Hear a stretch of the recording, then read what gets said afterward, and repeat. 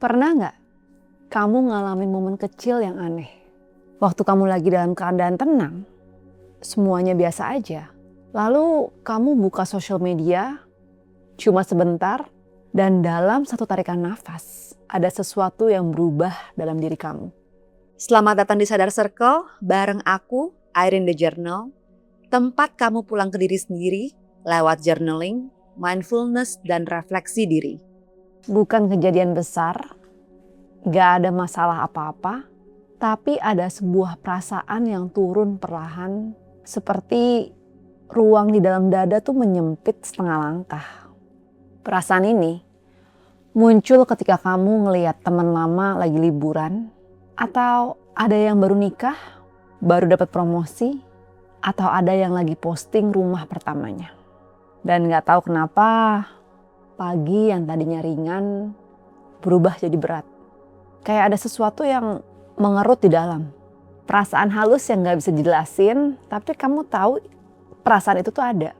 Semua orang pernah ada di fase itu. Fase dimana setiap kali buka HP, ada bisikan kecil yang bilang, kayaknya aku kurang deh. Kurang cepat, kurang berhasil, kurang sesuatu. Dan anehnya kadang kita tuh malah marah sama diri kita sendiri. Karena ngerasa, kok bisa sih goyah hanya karena ngelihat hidup orang lain?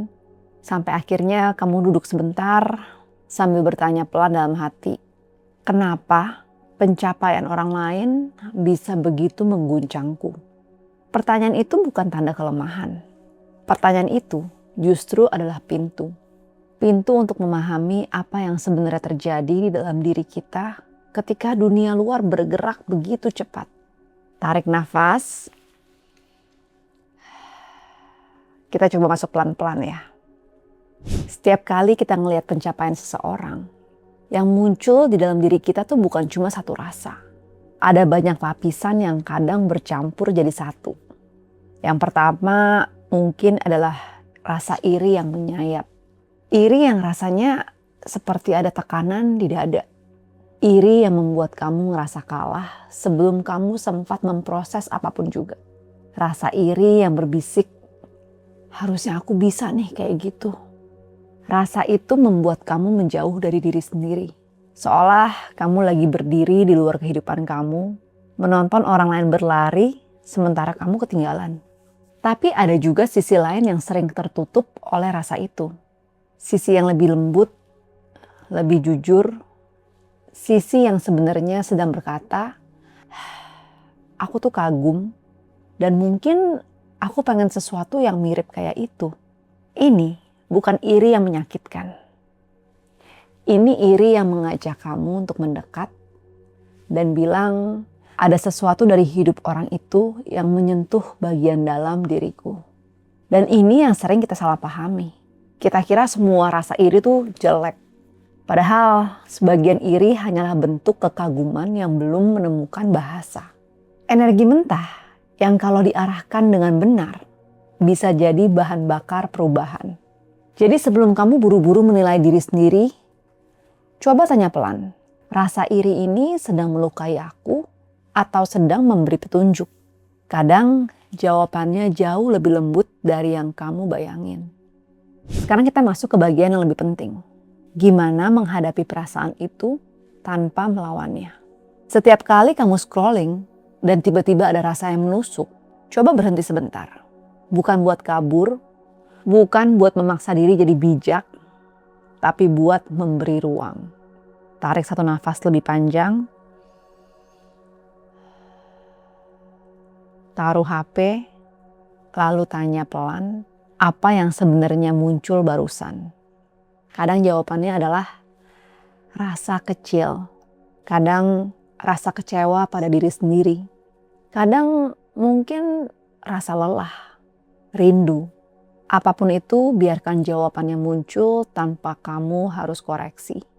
Kalau yang muncul adalah rasa iri yang menyakitkan, tubuh kamu perlu ditenangkan dulu.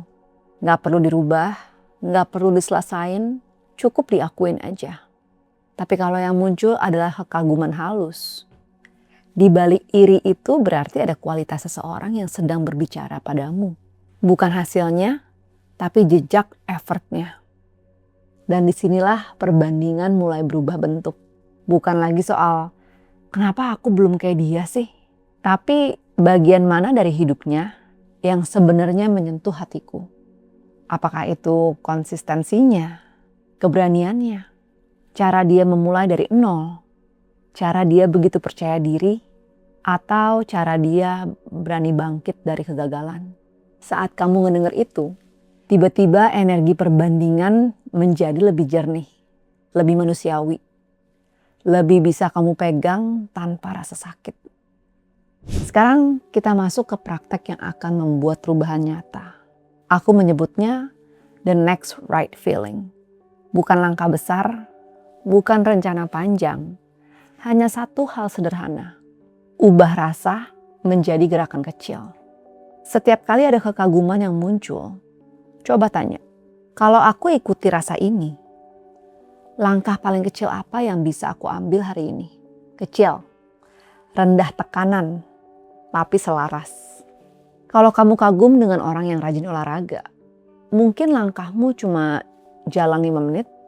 Kalau kamu kagum sama orang yang disiplin menabung, mungkin langkahmu cuma menyisihkan sedikit sekadarnya. Kalau kamu kagum pada orang yang berani memulai sesuatu, mungkin langkah kamu cuma menulis satu ide. Karena begitu rasa berubah menjadi gerakan. Perbandingan berhenti jadi racun, tapi ia berubah menjadi kompas. Ia menunjukkan arah, bukan menghakimi. Pada akhirnya, kita nggak bisa mematikan perbandingan. Manusia emang gitu. Yang bisa kita pilih adalah gimana kita menyambutnya.